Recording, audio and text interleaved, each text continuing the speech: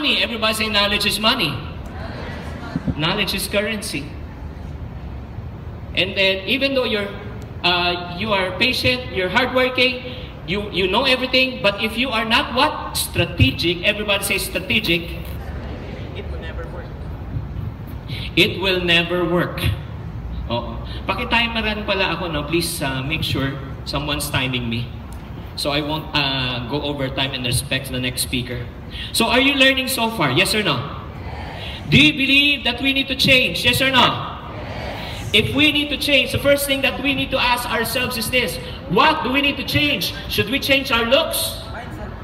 Should we change our branding? Should we change our company logo? I do believe if you want to change something from the outside, you got to first change something from the inside. Because everything that happens on the outside must first happen in the inside. Everything that happens on the exterior must first happen in the interior. If you don't like the output, you don't change the output, you better change the input. Do you all agree? Yes or no? First things first, you and I got to change our way of thinking. And when you talk about change your way of thinking, you got to change your mindset. Everybody say mindset. Mindset is so powerful, it can affect the way you think, it can affect the way you feel, it can affect the way you make your decision, it can change the destiny of your life. Allow me to share to you this simple formula. It's called mindset plus action equivalent to what? Result. Repeat after me. 1, 2, 3. Mindset plus action equivalent to what? Result. Negative mindset, negative action, negative. Result. Positive mindset, positive action, positive. Wrong mindset, wrong action, wrong. Right mindset, right action, right. Garbage in, garbage out. What you sow is what you what? Reap. You cannot live consistently to the way you think inconsistently. You can never win in life with a defeated mindset. Is that right? Yes or no? You can never succeed in life with a failure mindset. So with your permission, who among us inside this room want to become winners? Can you please raise up your hands? In order for us to win, you got to be positive or negative. Who among you consider yourself as a positive person? Can you please raise up your hands? So let's do a test, okay? Direct, pwede bang i-request ilagay lang mo sa LED? Kasi masyado akong maliit, di na ako makita. Thank you, Direct. Maraming salamat. So, to prove that we all have the same way of thinking, I'm not excluded. Can you please finish the sentence for me? For our delegates who are probably non-speaking Filipinos, I just need to say this in Filipino, pardon me, to do this. Can you please finish the sentence for me? Sample. Ang Pasko ay Okay, finish the sentence for me. Bago tayo sumakay ng aeroplano, ano parating na sa isip natin? Paano kung nakakita na kayo ng aeroplano? Have you seen an airplane? Yes or no? No, I just want to make sure. Before you ride an airplane, what do you always think? What if what? Before you start a business, what if what? Before you take an exam, what if it what? Grabe, no? Napaka-positive talaga natin. Anong plano sa buhay? Crash, fail, lugi, at huwag mo papakialaman, ha? Do you get what I mean? Yes or no? Our default way of thinking is thinking more on the negative rather than the what?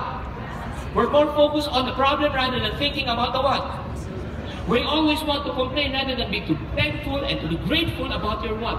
Situation. That's human nature. Do you want to know how come we think like that? Yes or no? I'm not convinced. Yes or no? Yes. I don't know if you believe in this statement, how we were raised when we were young directly affects the way you and I view life today. Our past has a direct impact with our what? Present. Can you still recall when we were still young, when we were still studying? Our parents would encourage us, I want you to study hard so once you grow up, you can find a good what? J-O-B. How were we raised as Filipino Chinese? Anak, gusto ko ika-aral mabuti, ikaw laki tayo maganda negosyo, ha? I want you to study hard so once you grow up, you can start your own what? Or enterprise.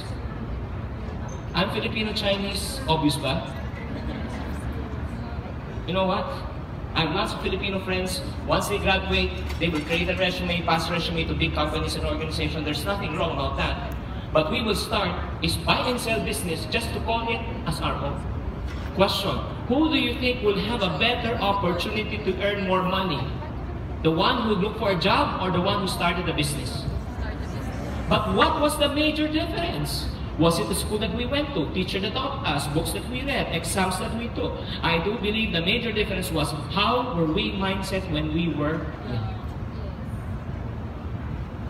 Unconsciously, everybody say unconsciously, majority of us, we were raised in a very poor environment. Even though if you are wealthy, but sometimes, the way you see things, the way you hear things, the way you experience things has a direct impact. Like for example, if you can still recall, when you ask for money from your parents, what do they often say? Ma, pa, dagdagan yung allowance. Ano sagot nila? Wala pera. We have no money. Magtipid ka. Ang gastos-gastos mo. Ano, pera tumutubo sa lupa? Maglakad ka dito, bakit kung simba ko, nakapulot ka ng piso na pakapalad mo? Can you still recall that? Yes or no?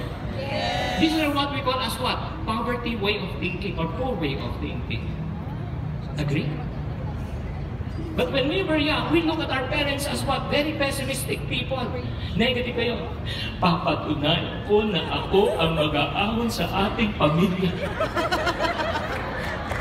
Can you recall that? Yes or no? We studied hard. We graduated, we look for a good job, and you're so excited with your first paycheck. This is it! Ito na ang umpisa. And when you open your envelope, and when you saw your paycheck, there were a lot of deductions, SSS, GSIS, Pag-ibig, PhilHealth. Tama si inay. Tama si itay. And then all of a sudden, while you're working, nothing seems to be changing. And then finally, it dawned on you and clicked on you what they said and what you are experiencing. Hello? Do you follow what I'm trying to say? Yes or no? Yes. But let me encourage you. Let me encourage you. One truth before I move on. Some people say your past creates who you are today. Have you ever heard that statement? Yes or no? I will repeat. Your past creates who you are today. I beg to disagree.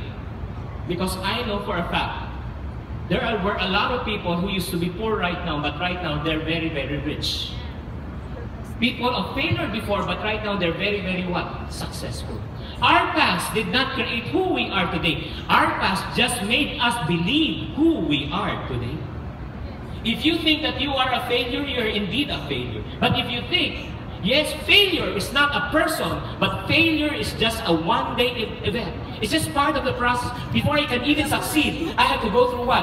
Failure. If you understood and acknowledge that, you will be able to determine and decide that you are not a person of what? Failure. Agree? Yes or no? Not only our past can dictate our present, influence our present, even our present can also dictate our future. Probably, you and I can never choose whose parents that you are going to be born to, you are going to be born to. You cannot choose the environment that you live on or live in during that time. But you can sure choose who you want to be today. Yes or no? And I don't know if you will agree with this. The people that surround you today will dictate who you will become 5, 10, 20 years from now. What do I mean? May mga kakilala ba kayong mga tao talagang nilikha lang talaga ni Lord ng pampabigat ng buhay mo? These are what we call as negatrons. They're the cousin of the megatrons. How would you know if a person is so negative? Number one sign, they're always angry. Do you know people who are always angry? Yung kakamusta, ang pakain mo. Kaya nandito ba ako? Tatanong ka lang, galit na. May kakilala kayong gano'n? Yes or no? Katabi mo? Katabi mo? Hindi. Absent. I don't know if you will agree with this. Negative person have a tendency to say hurting words. Yes or no? Because hurting people want to hurt other what? People. They will hurt someone more influential and more powerful than they are. That's the reason why they cannot get even with these people or this person. So they vet out with other people. Second sign of a what? Negative person, they love to what? Complain. One person I cannot really stand are complainers. Do you know people who are like complainers? Yes or no? When they don't used to have a job, ito yung complain nila. Grabe. ang hirap makahanap ng trabaho. Now they have a job. Grabe, ang dami kong trabaho. Alam mo, kung mabubuang lang talaga si Lord, buang niya sa'yo. Nung wala kang trabaho, nagko-complain ka. Ngayon may trabaho ka, nagko-complain ka. Diba? Do you understand what I'm trying to say? And it's so hard to work with in a negative environment. You go to the office, you look like a grape. Once you speak to your boss, when you come out, you look like a prune. They can really suck the life out of you. So you gotta choose also the people that you're gonna surround yourself with. Seriously. If you surround yourself with negative people, you'll become a negative person one day. Is that right? Yes or no? You surround yourself with complainer, you'll become a complainer one day. You surround yourself with angry people, you'll become an angry bird one day. Because birds of the same feathers, what? No, they become a feather duster.